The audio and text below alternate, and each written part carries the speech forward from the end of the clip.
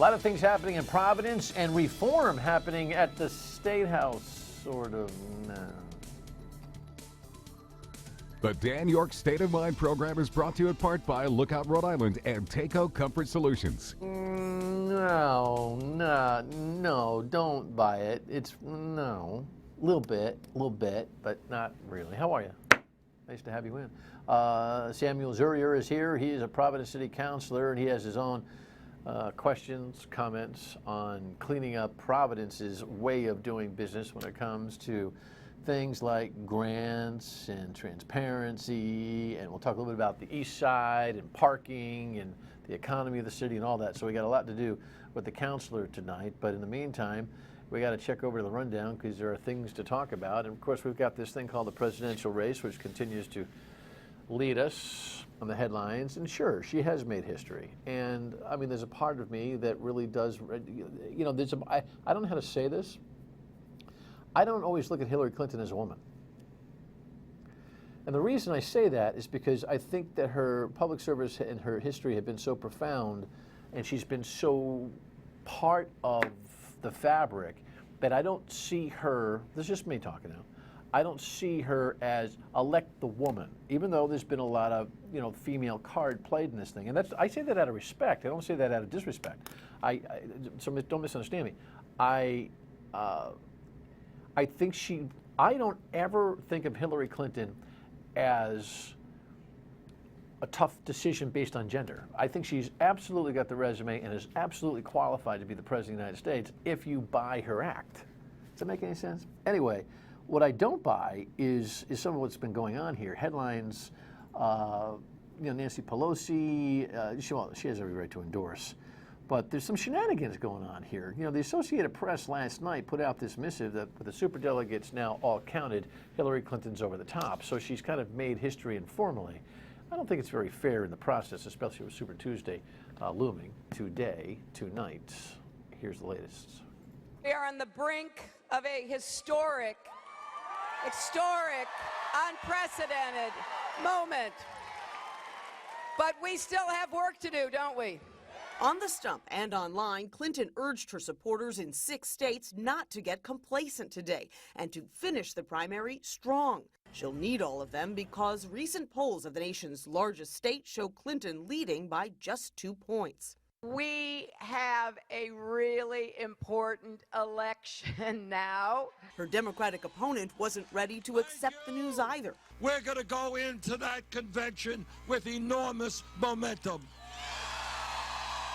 Sanders argued Monday he can still convince superdelegates backing Clinton to change their minds between now and July's convention.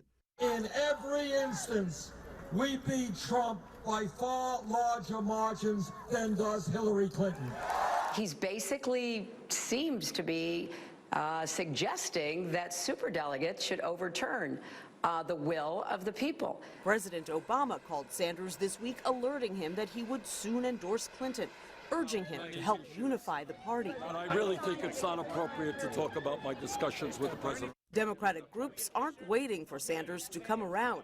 The largest super PAC backing Clinton has a new ad that will hit the airwaves tomorrow in potential battleground states. It highlights Trump's mockery of a disabled reporter. See this guy? I don't know what I said. I don't remember. When I saw Donald Trump mock somebody with a disability, it showed me his soul. Wait, what soul? What soul is he talking about? He's got a soul? Donald Trump? By the way, I've had another show during that entire story as I was running. My guest, my producer, we're all involved in this discussion. And you know what? I'm not going to be able to worm my way out of my commentary about Hillary Clinton because I don't want to. But understand, those comments are made out of respect.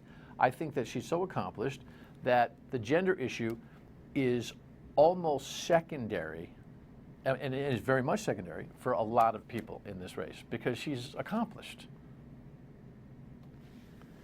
Anyway, I'll have Lexi on tomorrow. Oh no, we have another guest.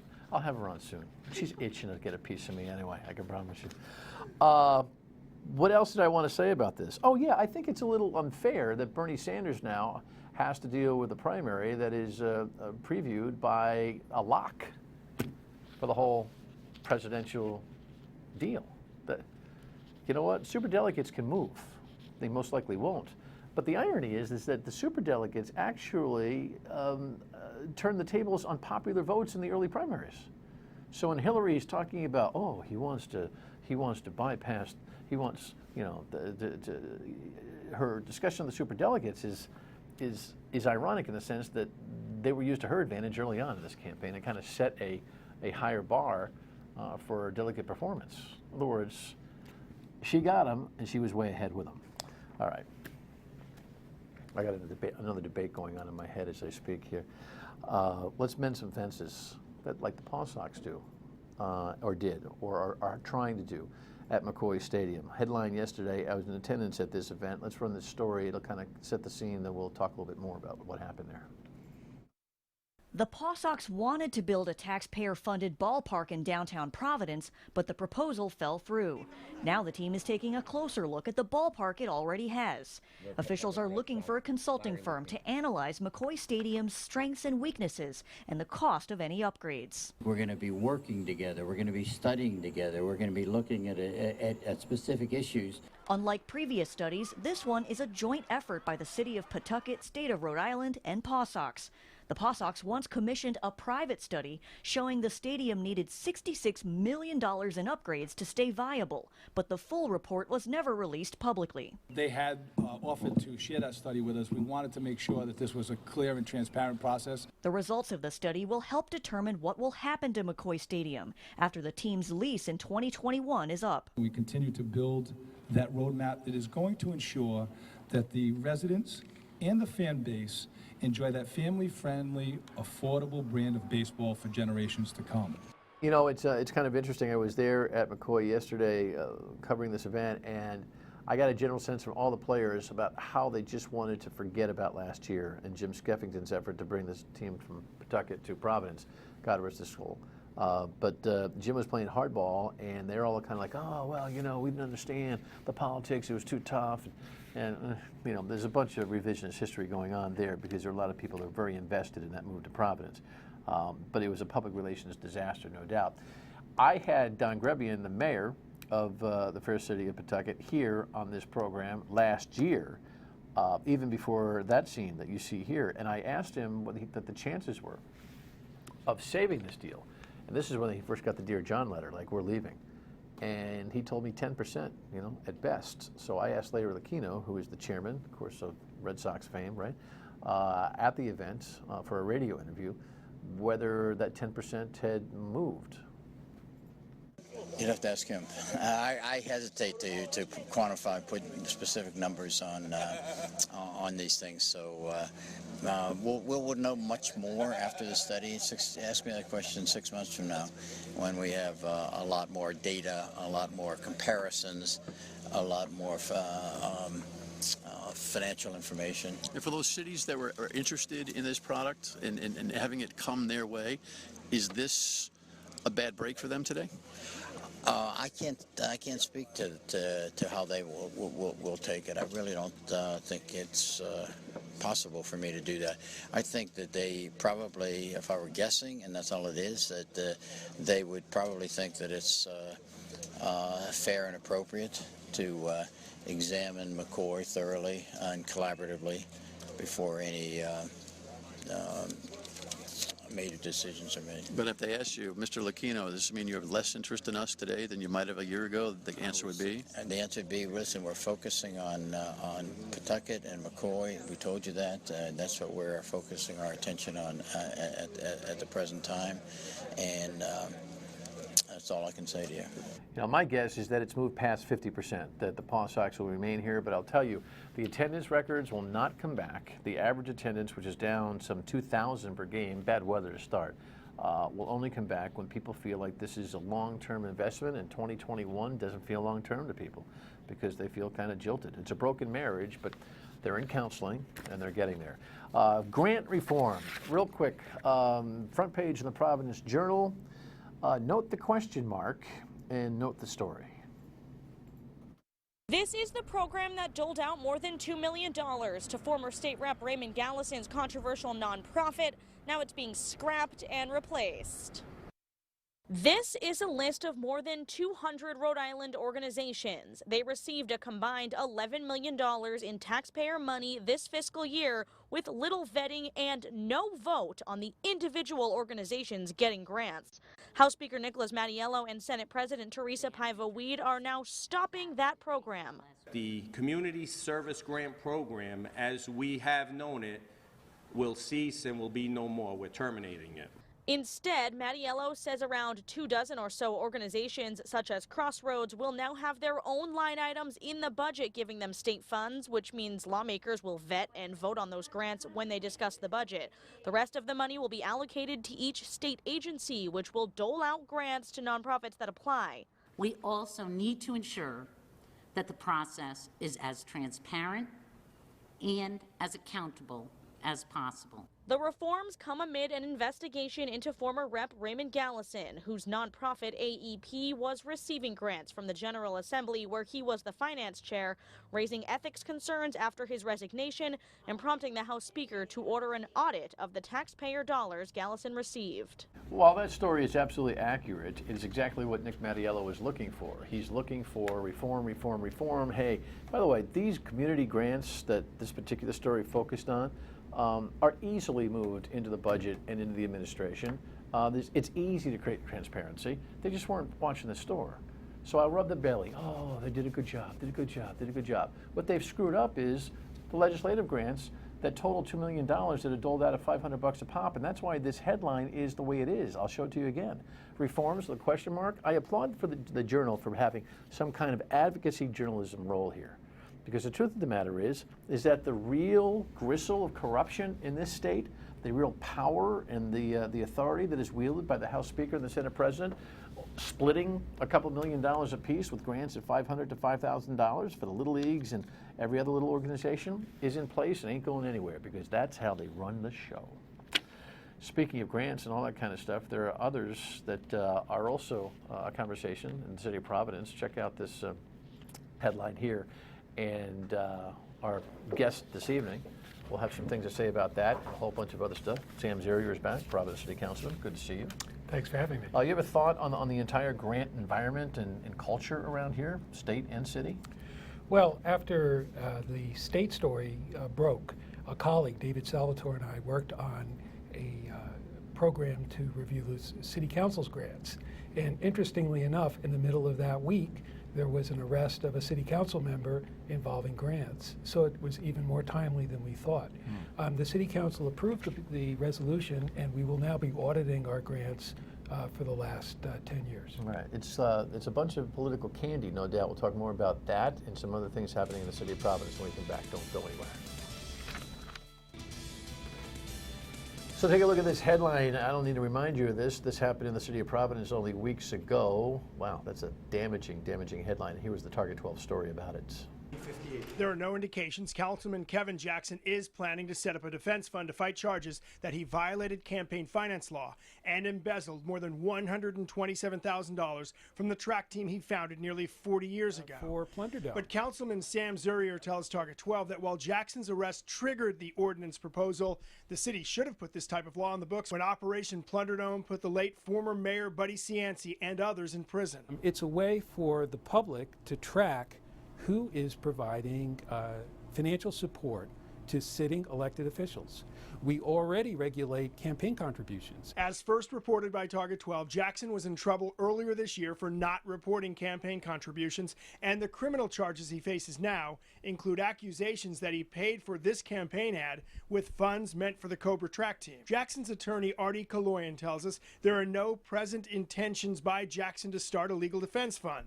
But for Zurier, this case is an example of why the public should know who helps sitting politicians who face charges. There's the risk of an appearance of influence, and I believe that we should follow the example of other jurisdictions and give the public access to that information. Right, so this is why you're doing the audit. That's part of the package, absolutely. The grants program was implicated in the arrest, and as I mentioned, it was also a state story, so we want to be able to be sure that the grants that we handed out were properly spent and that they were awarded under proper conditions. What about just killing the program? like we should do on the state level. Just kill it. Stop giving out money on a partisan, discretionary level. Well, stop it. Another part of the resolution is to develop recommendations about what to do with the program. If it turns out that there are fatal flaws with the program, then that would be a logical conclusion. But you're a veteran guy. You know, I mean, your instinct in this is all pretty good, seems to me. I mean, doesn't your instinct tell you that this is, I mean, how many grants do you facilitate? Actually, none. I've Why? not been involved in a single grant. Why? Well, part of it is that I'm not on the inside, if you will. But also because I've mentioned it to some agencies and some local agencies, none of them have applied. So you've been recruiting organizations out there to actually apply for grants? Yes. In, I believe, 2013, WPRI ran a story on the grants program as it was run, as it was operated at the time. Then City Council President Michael Solomon asked members such as myself to suggest new guidelines, and I participated in drafting those guidelines. And then he encouraged us to send the word out to organizations to apply for the program, and I did that. But as it happens, none of them applied. And nobody bid. Okay. But the other thing you said did not get past me. You're not really on the inside. The very idea that you'd say you're not really on the inside as an answer to why you don't have grants defines the question. Well, it's an inside game. You got to take the inside out, meaning throw it out. Yeah. Stop it. Yeah. No, certainly at the state level, you've seen one group of people focusing on who's receiving the grants and how they're worthy organizations, and another group of people focusing on the process by which the grants are awarded and saying it's not a good process. Certainly it's the case that there's an argument that even though it's going to worthy organizations, it's not a good process. Yeah, but look, there's two markets here. It's kind of like the drug cartels, right? So the druggies, in Colombia, grow the cocaine, they send it over here, and you ask yourself, okay, who's the worst perpetrator? The marketplace that buys the stuff, or the producer of the drug? Well, in this particular case, the City Council in Providence, the legislature on the state level, they produce the drug, which is money. We got money for you. But there's a marketplace looking out there to get it. I think we've got to tell the marketplace, guess what? This is because the process is so stinky, you might have to sell some more brownies, and some more Girl Scout cookies or whatever you have to do in order to generate the funds to help your organizations run, because the process is so bad it stinks and it hurts everybody on a much bigger basis. I have not yet had the chance to review the findings of the audit because it hasn't yet occurred. Well, better find that, because if it does, it's a stupid audit if it doesn't find out. But for example, suppose there was a municipal grant to an organization such as the United Way, and a list of criteria were given to the United Way, and a request was made, please award money to groups that meet these criteria, and we'll let you make the decision. That might be a way to benefit the groups that are having difficulty getting funds from other source, while decoupling it from the process, which people find problematic. So, I hear you. I hear you. I won't be disrespectful and suggest that you're beating around the bush, because I think in the context of keeping legitimizing a grant program, you're probably coming up with some real good thought processes here. But at the end of the day, guess what? Depressions happen, recessions happen, people recover economically. Funds are cut off to businesses all the time because a customer goes down. Spigots are turned on and turned off for organizations. They'll rise to the top. They'll find the money in other ways. I think the government doling out of dough is something that is unhealthy in a whole bunch of ways. And as I've said, I don't have a personal stake in this program. I'm trying to find a way to address the process concerns in a way that a majority of my colleagues will accept. I don't think a majority of my colleagues will accept abolishing the program at this point in time. Because they're at the trough. Because it's a drug. It's a political drug. Anyway, keep working on it. When we come back, got some ideas about parking on the east side. That gets people really fired up. Stay with us. The administration put meters in kiosk boxes about 6 months ago, and our family assets, institutions like the Avon and real estate holdings on that street, they decimated in 6 months what we've built in 75 years. What's decimate mean? Well, there's 6 to a dozen empty stores. We've all had empty stores. There's vacancies as landlords, but we filled them right away. Not anymore. You got kiosks that nobody knows how to use them. Traffic has decimated considerably. Businesses are off 40%. 40%? Oh, yeah. A lot of people watch that show, Mr. Dulgarian, literally looking desperate. He's a prominent landlord in the city of Providence on the east side, a respected one. He's telling an economic story that is devastating. What are you doing about it? A few weeks ago, actually around the time of this show, which I thought was very well done, I met with a collection of merchants on Thayer Street. And we had a number of items to discuss, but the focus was the parking meters. And they explained to me how they believed that this was impacting their business, and ultimately they felt that if the value of their businesses declined, it would actually hurt the city's revenues because the value of their property would decline, and that would reduce property tax. I suggested to them that what they should do is develop a case based on data. Show how their businesses have changed since the introduction of the parking meters, and then once they had a case, I offered to try to facilitate a meeting with the administration to discuss it. Well, I think that makes perfect sense. You know, in the old days, there'd be a city government that actually would run the numbers on their own initiative. Go into the neighborhood and say, hey, by the way, how are we doing? And they'd see Mr. Dulgarian and others who say, you devastated us. I can't renew this guy's got no foot traffic. What, right? In the old days. What I also told them is to anticipate some of the things the administration is going to say. Which is? One of the things they're going to say is that they did a study of Thayer Street, and that study recommended metered parking. And the reason that they recommended metered parking was that a number of local businesses and universities, people were parking on those streets, and they weren't actually, they were blocking cars for business. Now, I'm not saying that I necessarily agree with that. I'm not saying that metered parking is the best solution to that problem. But I think, to be fair to the administration, they did a study before putting in the meters. Yeah, the studies are always inclined to lead toward a certain end. Exactly. It's a directed study. It's give me the reasons why we should do these meters is really what the study's charge was. You know, implied, perhaps maybe not directly stated. But it doesn't matter to me, seems, that when you see this kind of havoc having been wreaked into the neighborhood, and sooner or later the data that you rightfully say they ought to put together is going to manifest itself in terms of less tax receipts. Yeah. Everyone's going to say, oh boy, I wish we'd known. Well, you do know. There's another aspect to this too, which is when the city, the administration went to speak with these merchants, they said it was part of a citywide program. Since that time, however, some neighborhoods do have these parking meters and some don't. So for example, in my neighborhood, there's a CVS on Thayer Street, one on Wayland Square, and one on Hope Street. Now, if I want to go buy a newspaper or something, am I going to go to the one with the parking meter, or am I going to go to the one with the free parking? Right. So you have these effects when you have a scattered program, and that's one of the points I hope we bring up with the city. All right, well, join us when we reconvene those guys, because I want to get regular updates on how that whole thing is going. Good to see you. Appreciate your work. Okay, thanks. Sam Zurier, last word, and we come back. Stay with us.